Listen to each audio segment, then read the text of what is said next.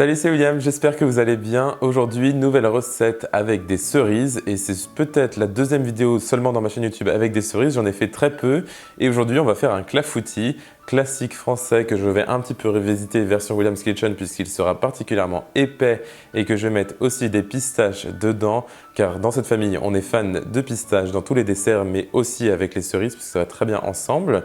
La recette est extrêmement simple et très rapide, donc c'est parti, on commence tout de suite.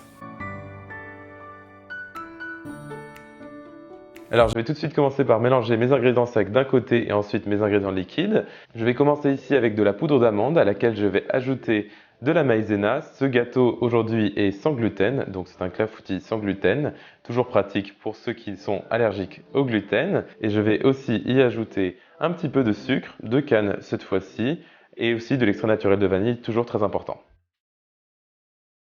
Je mélange le tout avec un fouet, ensuite on passe aux ingrédients liquides et je vais commencer bien entendu avec des œufs, très important puisque le clafoutis est une sorte de flan finalement, et ensuite on pourra ajouter de la pâte de pistache. J'ai bien entendu une recette de pâte de pistache depuis peu sur ma chaîne YouTube, donc n'hésitez pas à la faire vous-même, le goût sera bien meilleur qu'en utilisant de la pâte de pistache du commerce et la texture est incroyable. Donc c'est ce que je fais ici et ensuite j'ajoute un petit peu de beurre fondu ainsi que du lait entier, très important d'avoir un maximum de matière grasse et ensuite j'ajoute aussi de la crème liquide entière elle aussi et ça va nous apporter un crémeux incomparable dans ce clafoutis. Ma petite addition version William's Kitchen, c'est aussi utiliser de l'amaretto, puisque vous savez que j'adore ça et que j'en utilise souvent dans cette chaîne YouTube, que ce soit à Noël ou pour des recettes un peu plus estivales. Mais en tout cas, dès qu'il y a de l'amande, il y a de l'amaretto. Donc ici, j'ajoute un petit peu d'amaretto justement pour rehausser les saveurs de la pistache et de l'amande. Ça marche un petit peu finalement comme l'extrait d'amande amère, sauf que c'est bien meilleur puisque c'est un peu alcoolisé et plus rond en saveur. Et ensuite, je vais mélanger le tout avec mon fouet.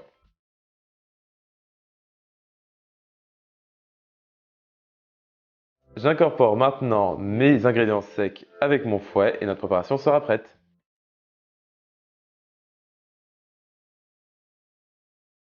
Aujourd'hui, je vais utiliser un moule de 20 cm de diamètre très basique en inox que je vais tout simplement beurrer et ensuite je vais mettre un disque de papier sulfurisé sur le fond de mon moule pour être sûr qu'on puisse démouler le tout très facilement et ensuite vous allez pouvoir ajouter toutes vos cerises. J'utilise dans cette vidéo des cerises de mon jardin qui sont particulièrement mûres et sucrées, elles ont un goût incroyable.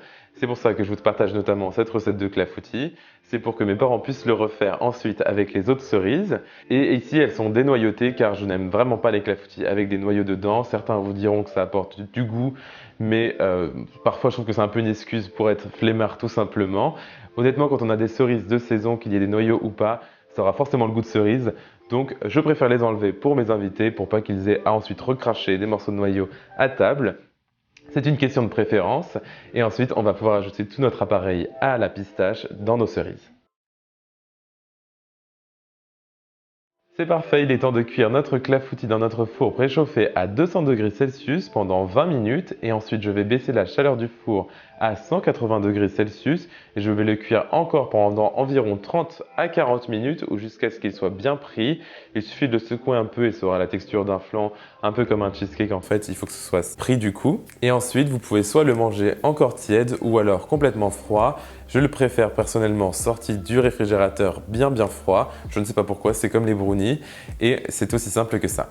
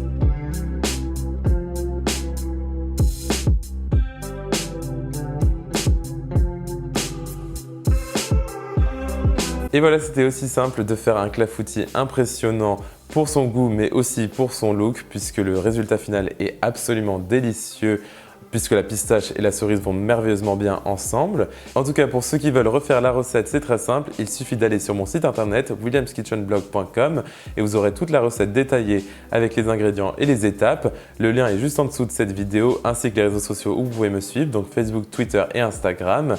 Pensez à vous abonner à cette chaîne YouTube et à me mettre un petit commentaire ou un like si vous souhaitez discuter. On se retrouve très vite pour une nouvelle recette tout aussi bonne. Salut!